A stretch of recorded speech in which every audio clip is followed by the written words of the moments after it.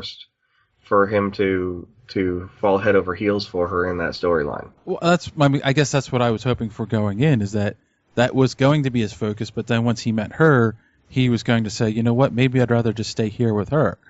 Well, that's what I think they're going to play into on this one. And I don't, the thing they have to worry about, and Disney and Marvel are both very conscious of this fact, is that Star Wars 2 shouldn't have been half the love story between Anakin and Padme, right? So don't do that with Thor. But I think they're going to pull some of those things in.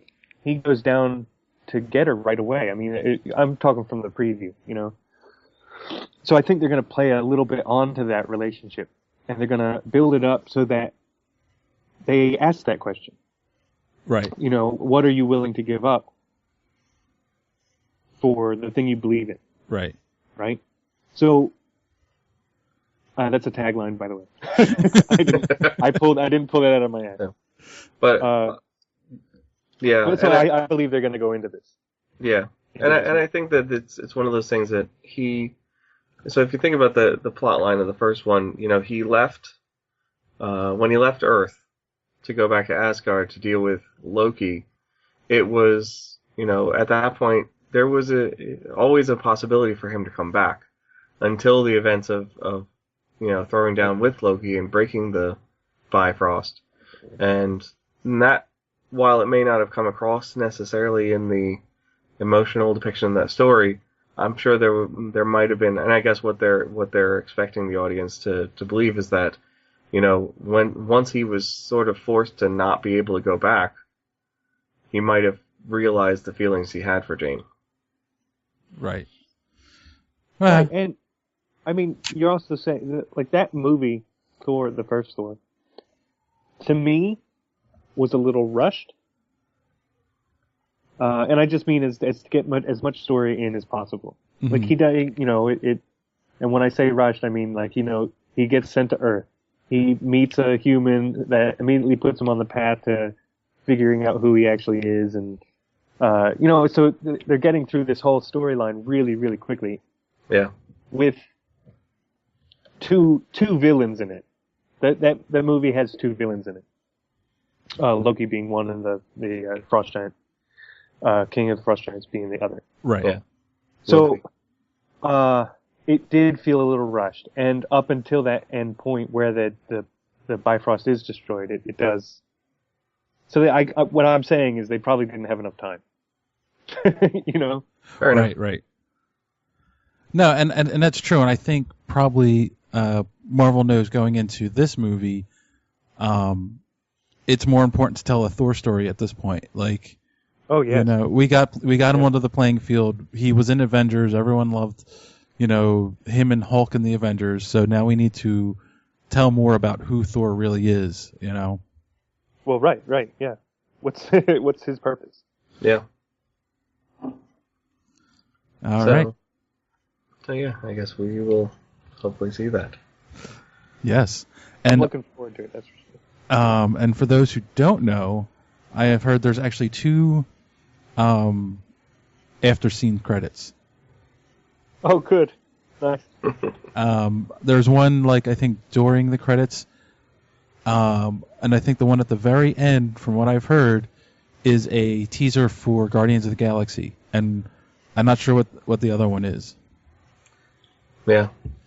It'll be Loki and Thor and Jane Foster eating shawarma. This stuff is really good. Or to set up for Ant-Man? No.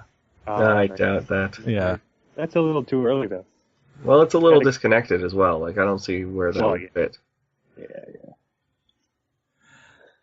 Have you, I know Ben listens to The Nerdist. Do you listen to The Nerdist, Pete? Yes. Did you hear the latest with I can't think of his name, the guy who's head of Marvel Studios? Kevin Feige. Yeah, Feige. Don't spoil it. No, I haven't heard that one either. I was actually listening to the Clark Gregg one yesterday and partially today. Yeah. Which is awesome. You guys just suck. Probably one of my favorite episodes to date of The Nerdist. Okay.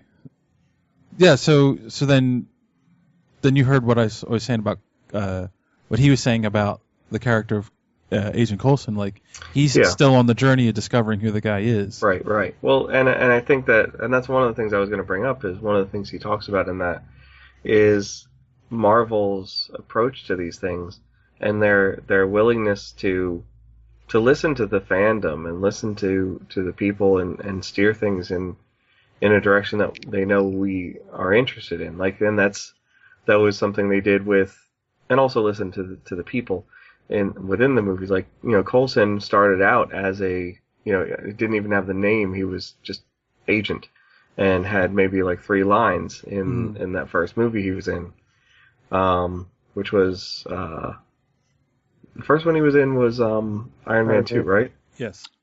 So yeah, but working and he got that because Jon Favreau was his neighbor. The first one he was he was at the end of Iron Man.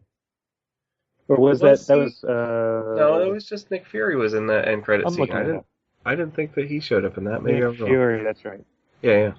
So anyway, so yeah, it was a bit part. It wasn't necessarily meant to be anything bigger than that, but then it turned into a 3-movie deal. And because they saw the potential, they saw that could be fleshed out, and obviously it did. And he was somewhat bittersweet about the death of his character in the Avengers.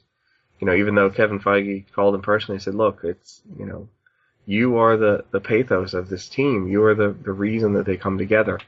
So it's it's a good thing. But afterward there was this viral groundswell of people with like saying Coulson lives and all these different things and they listened and they responded to it by coming up with an explanation for how he survives and creating Agents of S.H.I.E.L.D. So, in that same way... It makes them a little bit more awesome, in my mind. Exactly. That's my point. Yeah. So I think, with this as well, that they're definitely... They listen to their fans, and they're going to keep doing that, and keep making things that they know that we're going to enjoy. Which is why I keep coming back to watch this stuff. Because even if so they haven't, that's my biggest fear, is they're just going to mess something up. Right. And I have seen enough now that they're not going to do it for at least a little bit, because they do listen, they do pay attention. Yeah. So they're not going to mess things up. Right. Well, I mean, it also comes back to just the basic rule that you can't make everyone happy.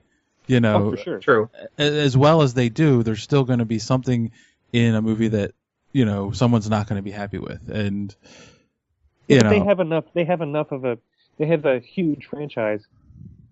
Because some people won't watch Captain America because of this, or they won't watch Thor because of this, but they'll watch Iron Man. Right. So they have enough of a breadth. Yeah, they're going to have people that stick to a niche. That's right. Right. So. Which is, it's good. I'm sure there are people who watch the show and don't watch anything else.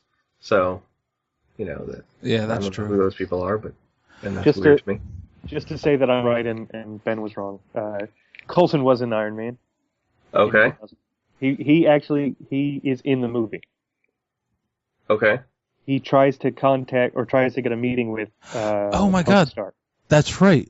And Pepper Potts actually takes his car. They have a couple interactions. Okay. I can picture that now. That's right. It's at the fireman's charity thing. Yep. That's right. I forgot about that. And that's just because I was right. I'll admit that you're right. I'm not too big a man to admit that you're right on that one. That's fine. You owe Pete lunch. Okay. There you go. Someday. Yeah.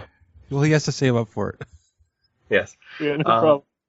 But yeah, and I would say that if the worst thing about this particular movie is potentially the character, the bad guy, who I'm going to go out on a limb and presume he doesn't survive the movie. It's not really much of a loss. I think they can recover from it and move on. And And I actually, again, I wasn't really reading any of the articles about it to avoid getting too many details, Right. but one of the headlines I saw talking about, I guess from some group that did see like an early premiere of it on Thursday night, the headline was that Thor 2 shows how a movie can still be joyful, and that gives me definitely hope that this will be a good one. Yeah. I do kind of wonder going in though. Obviously, from the clips and the previews we've all seen, like, there's this big battle that goes on. It looks like it spills on into Earth, and Thor's trying to protect Jane Foster, and all that stuff's going on. So then becomes, with the Marvel Cinematic Universe, it used to be, before this existed, that would happen in a movie, and we'd be done. We'd go on to the next movie, and no one really cared about it. But now that spills out and has a ripple effect. Yeah. We already, for those who don't know, they've already said there will be a tie-in to Agents of S.H.I.E.L.D. with the episode in 2 weeks, I think. But the Agents of S.H.I.E.L.D. show, not the not the movie. Right. And also that, just S.H.I.E.L.D. itself, it's like, they talked about, this organization has to protect the Earth from outside threats. So now is Thor going to be considered part of the threat? Right. That's something that's been played around in the comic books and in the cartoons. So it's an idea they can use in the movies. So I'm kind of curious what the aftermath is going to be. Right. I think, and we have seen some scenes where obviously things are connected and things are happening on Earth as a result of what's going on in this movie. I suspect we'll have a Man of Steel-like ending to this, where Thor does end up saving the day, but there's probably some degree of collateral damage. No. As a result.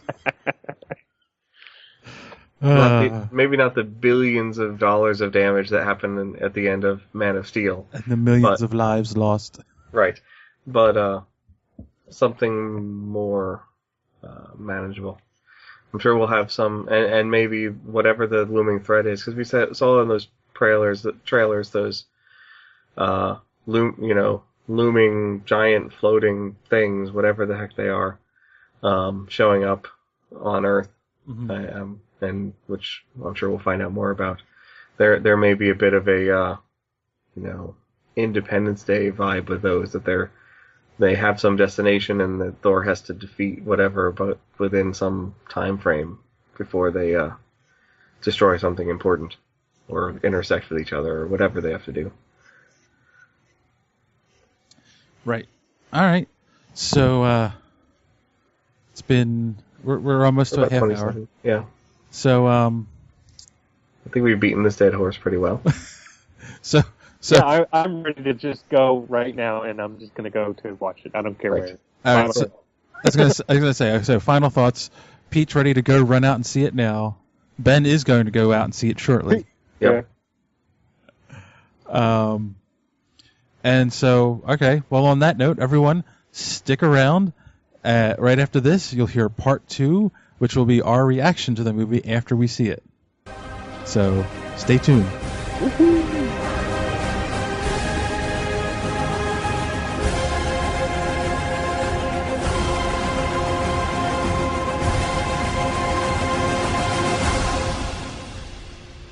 All right, so I guess we can talk about Thor since we want that to go up this week anyway.